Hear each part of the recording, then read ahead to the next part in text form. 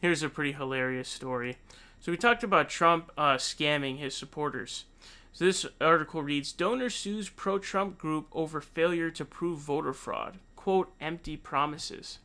It says a donor has sued a pro-Trump group for $2.5 million over, quote, empty promises after he says it failed to prove voter fraud in the presidential election. Fred Eshelman sued Houston-based True the Vote Inc., which promised to, quote, investigate, litigate, and expose suspected illegal balloting ad fraud in the 2020 general election.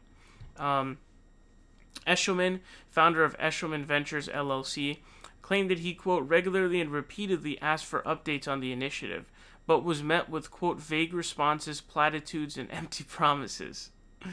It says Eshelman decided to wire True the Vote $2 million on November 5th, and another $500,000 a week later, after the group's president said more money would be needed to achieve their goals, according to the suit.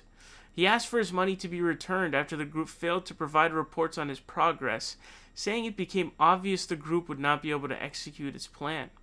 Eshelman said in the complaint that True the Vote offered him $1 million if he wouldn't sue them.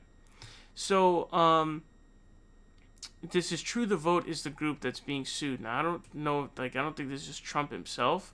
I guess this is some kind of other group. But I don't really see how you could win this suit. You would have to probably prove some kind of malintent or previous knowledge of, oh, this shit is over. That's what you probably have to do. I don't see how you could win this suit. I mean, they tried doing what, you thought was real and they supposedly thought was real.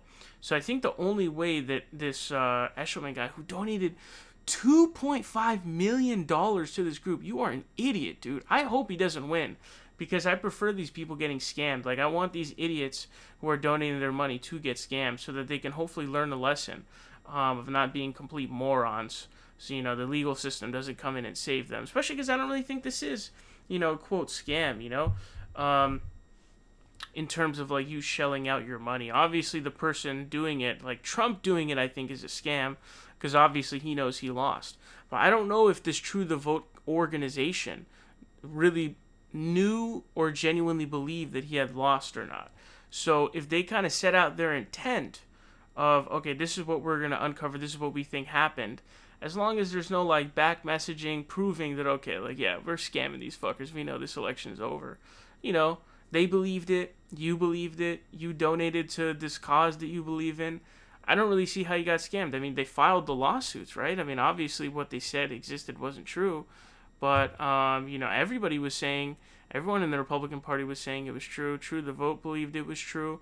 They didn't guarantee that they were going to, turn over any results. So I don't really see how you win this, but True the Vote did offer him $1 million if he wouldn't sue. Now, people don't like being sued because it's a big waste of money in legal fees and stuff like that. So that's why everyone settles cases. It's very rare that suit really goes towards the end. Usually it's just settlement that ends up happening. Just save money and time and waste of all that stuff.